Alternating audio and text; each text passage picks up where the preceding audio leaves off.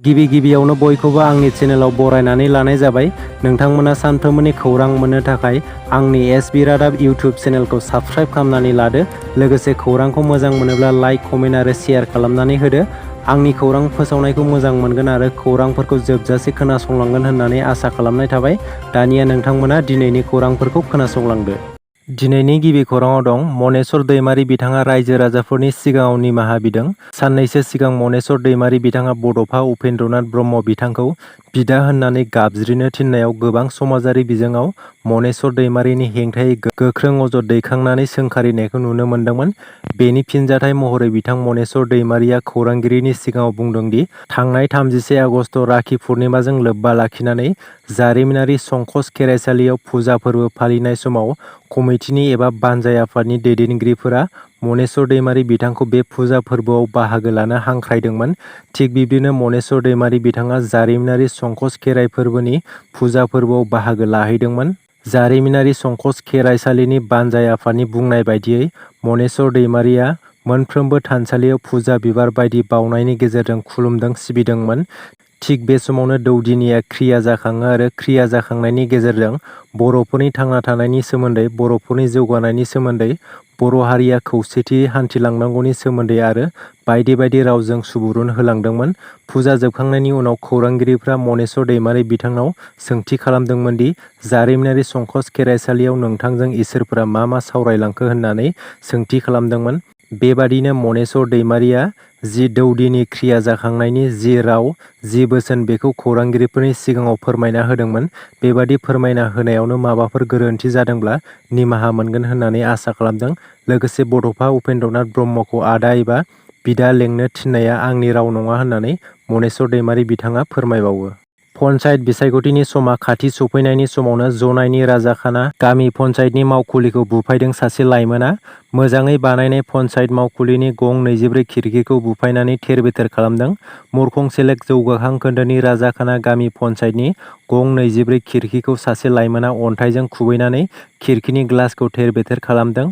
मख'नो गोनांदि जोंबुर गामिनि थागिबि अजित पेगुनि फिसाज्ला फुलिन पेगुआ फुंनि समाव राजाखाना गामि पन्चायतनि मावखुलिनि खिरखिखौ गंफा गंफायै फारियै गं 24 खिरखिखौ खुबैफायदों।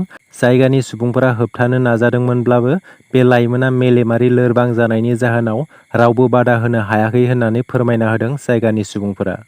फैगौ बिटिआर बिसायख'थिनि समाव हाग्रामा महिलारि बिथांनि सम्फथिया थाहैनाय नंला। थांनाय बिटिआर बिसायख'थियाव इउपिपिएल दोलोआ खम मासि मोननो हादोंमोन, जेराव रायजो राजाफोरा बुजियाखैमोन। लोगोसे बै समाव हाग्रामा महिलारि बिथांनाव गोबां रां दङमोन। बै समाव इउपिपिएल दोलोनाव बेबादि रां गैयामोन। गोबां रां गैयाब्लाबो एबा थाइसेबो रां गैयाब्लाबो इउपिपिएल दोलोआ सा 19 जन एमसिएलए देरहानो हादोंमोन। हाग्रामा महिलारि बिथाङा हाजार कौटि रां बाहायनानैब्लाबो सा 17 जनल' देरहानो हादोंमोन। नाथाय इउपिपिएल दोलोआ सा 19 जनल' देरहानानैब्लाबो हाग्रामा महिलारिखौ गाख्लायनानै बिजेपि दोलोजों लोगो लानानै सरखार दानो हादों। फैगौ समाव हाग्रामा महिलारि बिथांनि थाखा फैसाया खमायलांबाय, लासैनो गोबां हा फाननांबाय होननानै मिथिनो मोन्दों।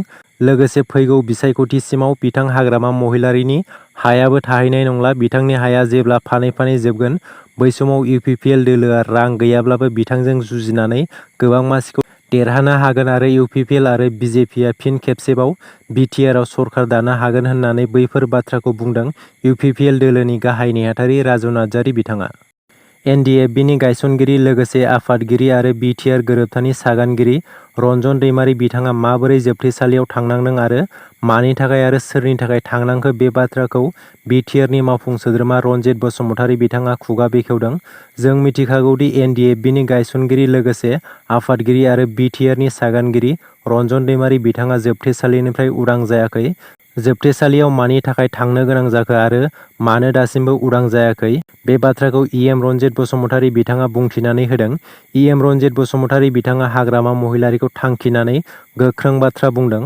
रनजित बसुमतारी बिथाङा बुंदों, हाग्रामा महिलारिया रनजन दैमारि बिथांखौ फास्ट ट्रेकआव लांनानै जोबथेसालियाव जोबथेनानै दोनदों। नाथाय बे जोबथेनानै दोननायखौ बिटिआर सरकारा नाजागासिनो दङ आरो बेखौ रायजोफोरनि सिगाङाव बुंफ्रुनानै होनांगौनि गोनांथि गैया होननानै रनजित बसुमतारी बिथाङा बुंथिदों। बिटिआर सरकारा रनजन दैमारि बिथांखौ उदां अख्राङाव लाबोनो थाखाय सिंजों गोबां नाजागासिनो दङ होननानै बुंथिबावदों। बर' हारिनि मोनफ्रोमबो जाथायफोरा हाग्रामा महिलारिनि सरखार दैदेननाय समावनो जादों होननानै इएम रनजित बसुमतारिया गोख्रों बुंथिदों। सालबारि पुलिस बिफाना सिल खालामदों मोनसेनि उनाव गुबुन मोनसे अन्थाइ क्रेसार। गोजौ थाखोनि नायबिजिरनांगौनि दाबि खालामदों जायगानि दोलो आफादफोरा। थांनाय सानखालि बाला अन्थाइनि माफिया गेंनि 7 सुबुं नजरुल इस्लाम, शहीदुल इस्लाम, हासानुर रेहमान, रहिम आली तालुकदार आरो आलिफुल आहमेदखौ एरेस्ट खालामनानै पुलिसनि आवथायाव लानायनि उनावनो सिंनि रहस्यफोरखौ फोरमायथिदों। बे मुंदांखा बाला अन्थाइ माफियाजों लोगोसे गुबुन गोबां दामि सुबुंफोरनि आखुनि सायाव आयेन बेरेखायै लांलाय लाबोलाय जागासिनो। बेखि दैमानि बाला अन्थाइखौ जाथायजों सोमोन्दो थानाय आरो गोबां मुंदांखा माफिया सोमोन्दो थानायजों सन्देह खालामनानै सानबानि थाखाय बाक्सा पुलिसनि गोख्रों नायबिजिरनाया सोलिदों। बे समाव गोबां खोथा मिथिनो थाखाय 7 दायनिगिरिफोरखौ गोख्रों नायबिजिरनायनि गेजेरजों लोगोसे माखासे खारखुमानानै थानाय माफियाखौ नागिरनानै नायबिजिरनायखौ लाबाय थादों सालबारि पुलिस बिफाना। मख'नो गोनांदि सरखारि मासुल होनायखौ थगायनानै नंखाय चालान बानायनानै आयेन बेरेखायै अन्थाइ बाला फालांगि खालामनाया सोराङाव फैनायनि उनावबो बाक्सा बरपेटायाव सोलिगासिनो दं। अन्थाइ बाला लांलाय लाबोलाय खालामनाय डाम्पार गारिफोरा। बेखौ नोजोर होनानै बाक्सा बरपेटा पुलिस बिफाना मोनसेनि उनाव गुबुन मोनसे अन्थाइ क्रेसारफोरखौ सिल खालामदों। एल्ट' गारिजों लोगोसे सासे आइजो मोसौ सिखाव खानो हादों। नोंथांमोना गोबां सिखाव नुदों, बेफोर गासैबो हौवा सुबुं, नाथाय बेबाराव सासे आइजोआ मोसौ सिखाव खालामदों। सांग्रां जा, बेबाराव हिनजाव माहारिनि गेजेरावबो मोसौ बोरमा दै मटर सिखाव ओंखारदों। थारैनो बिटिआर ओनसोलाव गोबां सिखाव खावनाय जाथाया सोमजिबाय थायो। गोबां खेब मोसौ बोरमानि सिखाव हमनो हादोंब्लाबो गासैबो सिखावआ हौवा माहारिनि।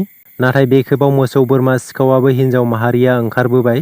नाथाय माखासे सिगांनिफ्रायनो बाक्सानि लाबदांगुरि आउटपस्ट ओनसोलाव दैनि मटर, मोसौ बोरमा बायदि गोमाबोगासिनो दंमोनब्लाबो पुलिस बिफाना सिखावनि थं नागिरनानै दिहुननो हायाखैमोन। नाथाय थांनाय मोनायाव बाक्सानि लाबदांगुरि गामियाव डिउटियाव थानाय पुलिस बिफाना सासे आइजो सिखावखौ हमनो हायो। बे आइजोजों लोगोसे पुलिस बिफाना गंसे एल्ट' गारिबो हमनो हायो।